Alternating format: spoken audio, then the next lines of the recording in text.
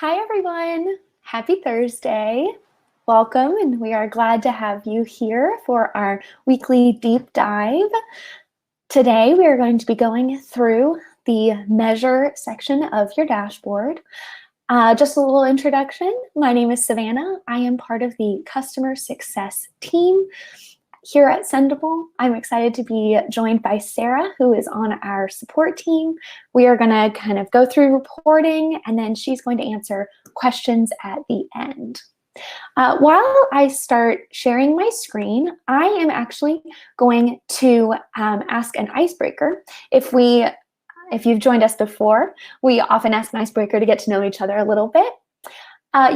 So you can answer in the chat box. My question for today is, what is your favorite cartoon character? So I'll start answering with Hercules. He is my favorite hero. As well as sharing an icebreaker, I also want to mention that next to the chat box where you see folks answering, you have the option to ask questions. That's going to be the question box right next to the chat. And if you can just keep your questions relevant to the topic of reporting, that's going to make sure that we can get to all of them and make sure that Sarah and I can provide you with the most value when focusing on this area. So awesome. Thanks for answering, guys. Okay, so I'm just going to share my screen. Here you go.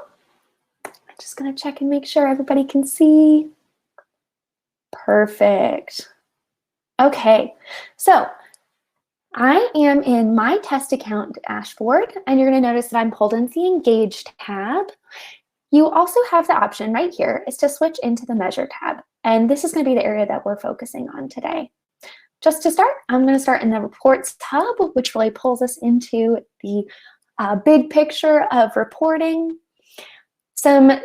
Just a few things to note. Here you have the top half is going to be what we consider our quick reports, and they're going to be profile specific.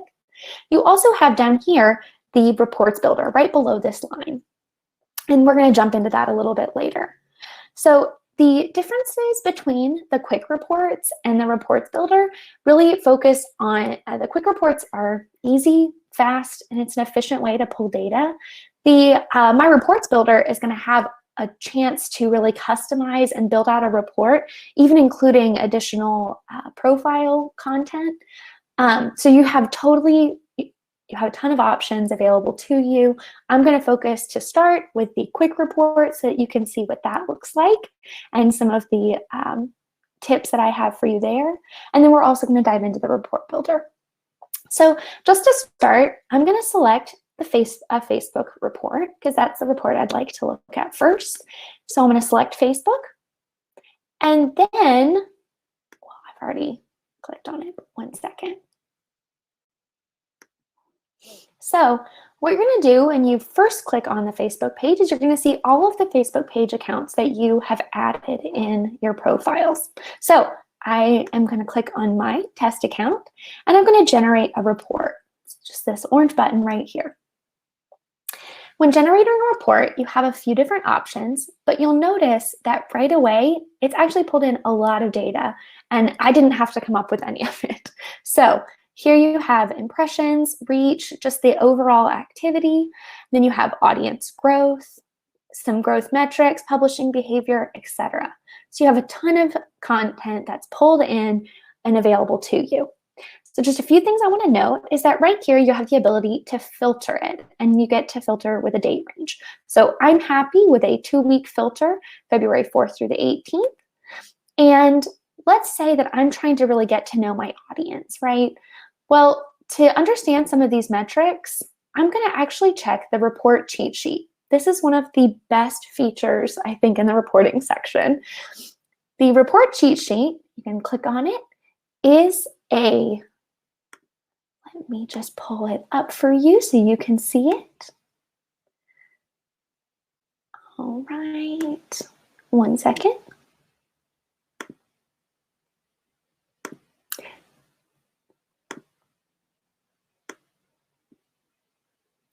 And I'm going to share the report cheat sheet with you. so that you can see that. So this is what it looks like. This is going to be a PDF that you have access to, and it's going to actually give you some descriptions of those metrics.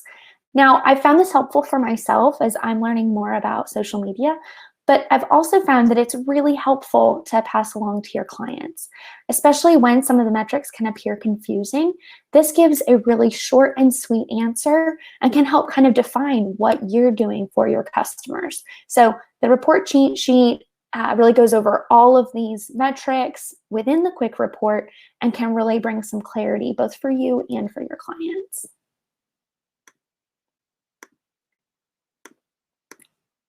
All right, so I'm going to jump back into my report and let's see here. So we've checked out the quick report and we found that we also have the report cheat sheet.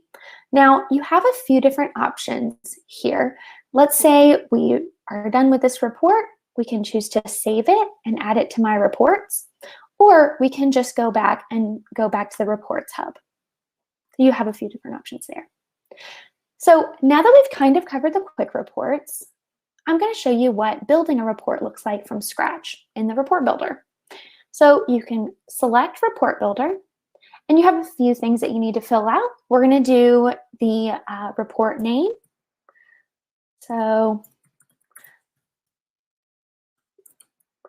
all right, I'm just going to name this books overview because that's the profiles that I'm covering. And I am going to give the report a title. So, Books and Brew, social media. Now this is going to be for my client because I intend to send this report to my client. So that's why I've made the title a little bit more specific. Now I get to choose a default period. I'm going to select 14 days because I'm looking to send a bi-weekly report on their social media accounts. Next, I have the option to choose a layout. Now you have a few options Sendible has provided you. I found that the single column is the clearest, especially when you have content-heavy posts or modules. So I choose the single column. And now we are pulled into the report builder. So just a few things to note. The report builder is empty right now. So if I close this, you're going to notice that there are no modules that are added. So remember, we are starting from scratch to really customize this. So I'm going to add modules and we'll pull into here. Now, just to kind of go over the kind of modules that you can add, the general reports are going to cover the, is more of a summary across all of the social profiles that you have added to under your dashboard. So this is going to be an activity overview across all of your social accounts. Next, you have profiles, which means that we can add modules that are specific to Facebook and specifically pulling data for Books and Brew, this Facebook page. Next, we have the ability to add monitoring. If you've set up a keyword monitor under the monitor section, you can track that. Under campaigns, you can set up a report to follow along with your cues that you have set up. Links are going to be following the bit.ly link if you have the bit.ly shortener set up. And you can also pull in your Google Analytics account if you've signed up for that. So we have all of these options here when you're adding modules. What I'm going to do is I'm actually going to start with profiles, and I'm going to start with Books and Brew, the Facebook page, and I'm going to add the audience engagement because this is what I'm really looking for right now. But because I wanted to do across all social platforms, I'm going to do this for the Facebook page. I'm also going to do this for their Instagram business, audience engagement, and I can just add it by doing this little plus icon right on the side here. Next, we can go down the line and add our Twitter, etc. But now I'm going to close this and show you what it looks like. So we're in the reports builder. This is the audience engagement for Instagram that I've pulled in, and here is the audience engagement for Facebook. Again, I'm starting from scratch, so I just have these modules in here. Now, a best practice tip that the success team really takes advantage of is actually starting with a quick report. And I'm going to show you how to do that. So what we're going to do is I'm going to show you starting with a Facebook page. So if we go back to the Reports Hub, you can add a Facebook page and you can start with that quick report, right? We have already pulled a lot of data. We know that there's a lot in there that's really valuable, and we want to take advantage of that. So what I'm going to actually do is in the top right-hand corner, I'm going to click Save to save this quick report. All right, and then you see here, you have the option to save and edit in the report builder. So if I select that, we're going to be pulled right back into the report builder, but it's already actually going to have all of those modules from the quick report. Now I have access to adding additional modules or changing the order by selecting this icon over here on the right, on the left. You can change out around the order. You can also decide that this module is not helpful for you, and you can click on the cog icon on the right side and you can remove this. So you have some flexibility here. Now, all of the reports that we've built are going to be stored in the My Reports section. So even if you've just saved a quick report, or if you've built a report from scratch, they're going to be found in the My Reports section. Now, before I go further, I want to show you this feature here. This is a cover page that we include. There's a few different options that you have. This is free text, which can be used as a, we often import a signature, but feel free to use it as free text. That is up to you. Here you have the ability to upload a logo. So let's say I really want to brand this for my customer and really give them, make them, the report feel especially branded for them. So now I've added their logo and I have this report. Now, I have a few different options about if I'd like to share this. If I can, right here, share this report with another user. Like at this point, I can share this report with my coworker, Marcus, and by clicking on his name and moving it over. So now this report is shared with my coworker, Marcus. That's one of the users on this account. We can also choose this icon, which is to print the report. If I choose to print the report, most computers do offer the option to save as a PDF in the middle of that. Then you can email the report. Now, this is a really cool feature, so I'll get back to it. But next, you have the viewing in the full screen mode. You also can view and share a live report URL. This is going to take you into a new tab and is going to be a live HTML. This is something that you can share with others. I do want to note that the URL is for specific plans, so you'll need to check and make sure that that's available on your plan. Now, to go back to emailing, I'm going to select the paper plane icon, and it's pulling me into the email settings. Now, I have a few different options. I can send now by putting in an email address right there and adding a subject and message. So I can just add report. And I've decided that I want this to be a bi-weekly report that goes to me so that I really can keep up to date with all that's going on with my client's Facebook profile. So I'm going to send a I'm going to put this in the message that it's a bi-weekly report. And now I'm going to say that I would like this frequency to be changed to bi-weekly. And then I get to choose what day of the week. So I'm going to go ahead and say that I want this sent out bi-weekly on Sunday, so that right away on Monday, I'm going to have all of the access to this.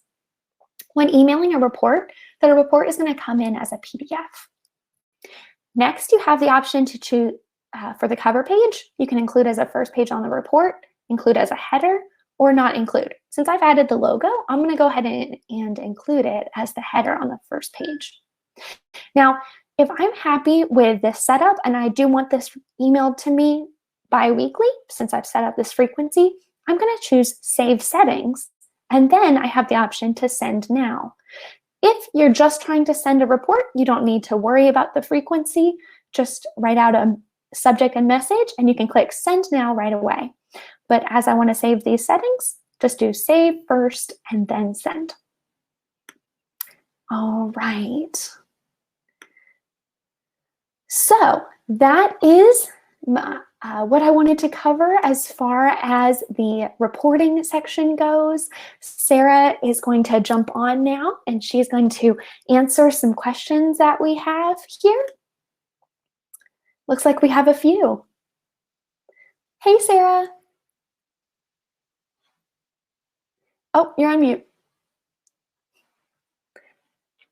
Oh, it looks like we still can't hear you, Sarah. Oh no. Can There you hear you me now? are. Yes. Oh, great stuff. Okay, sorry about that. So I was saying, thank you so much for basically explaining everything and covering everything in such detail. Yeah, I see we have some questions. So from Michelle, can you white label the reports for your customers? So yes, you can definitely do that. You can even add custom logos for them and update their details in the cover page details. And I see Pete's answering Joe's question, which is, can you have a year-over-year analysis at all or in the same report as month-over-month analysis? I see Peter will be answering that. And then let's move over to Antonella. We just switched to Sendible, and we have lots of clients who require year overview reports. Why isn't this feature currently available, and will it be added in the future? That is a very, very good question, Antonella. Now, I do understand that lots of clients would love to have year overview reports, but due to some restrictions regarding to us being connecting via an API to Facebook or Instagram or Twitter, for example, they place certain restrictions on us and they don't allow us to get the data that far ahead. But like I said, we do love all new ideas from our customers or clients. And what you can do is you can definitely vote on the idea through our feature idea portal, and that's something that we really look at and we consider it. So please do that. That is feature ideas at sendible.com. Um, are there any other questions that I may be missing? Let's see. Okay, and I just see that we've added the link there for you, so that would be great. I see there's no other questions coming through. So what I would do is I just would like to go over the engagement ball area, the engagement report, quick report, should I say. My screen is loading. Can you see my screen? Nope. Oh, I can't hear you. There it is. It looks like it's loading. Okay, can you see it now? Yes. Okay, great stuff. Okay, so what I wanted to just show is if you come over to read the report tab and then you click onto the engagement view area over here, um, what you can do is with the engagement area overview, one has the ability to save the report and you can actually save it and edit it in the report builder. So let me just do that. This is taking a while to load. Why?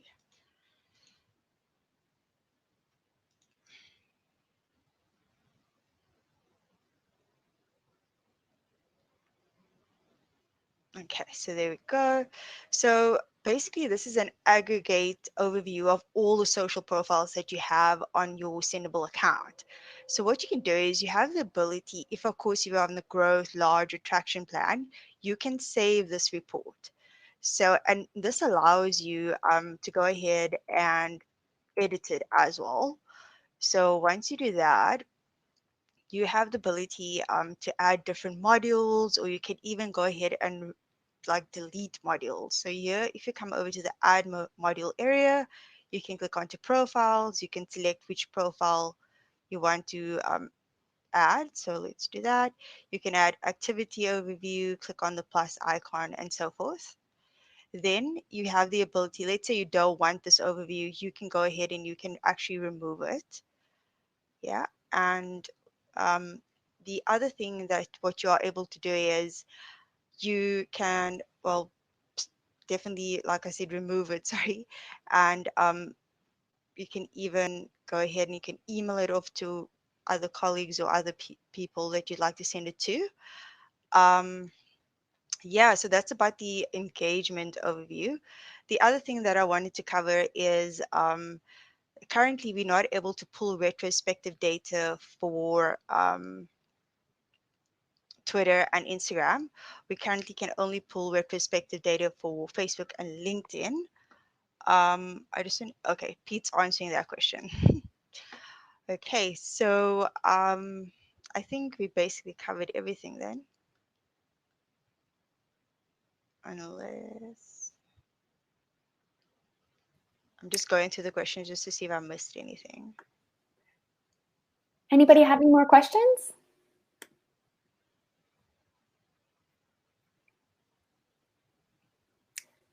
No? The report section is awesome. We are so excited that you guys joined us to kind of do a deep dive here.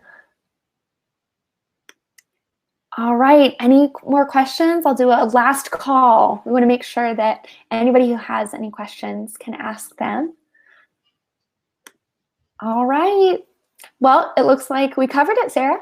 So, so I am so glad that you. Sorry, I forgot to Oh, mention something, Savannah. I actually oh, forgot. good. Like, the thing that I spoke about was in reference to Facebook, whereby Facebook only allows us to pull data in 1, 7, and 28 days of data. And if you pull a longer period than that time, it will cause your data to be skewed, and you'll notice that it will only pull in the 28 days.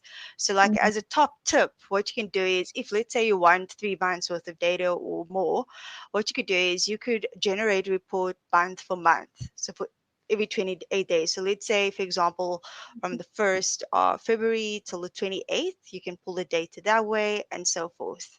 And that way you'd be able to get like 3 months or more. Okay. And you can set up those reports to be emailed weekly, monthly, etc., whatever is really going to meet your needs. Awesome. Okay, well, you guys, we are so glad that you joined us today. Just remember, we will have these every week. You can tune in next week to join our coworker Marcus, and we are excited to have you. I hope that you have a wonderful rest of your day. Thanks for coming. Bye. Thank you, everyone. Bye.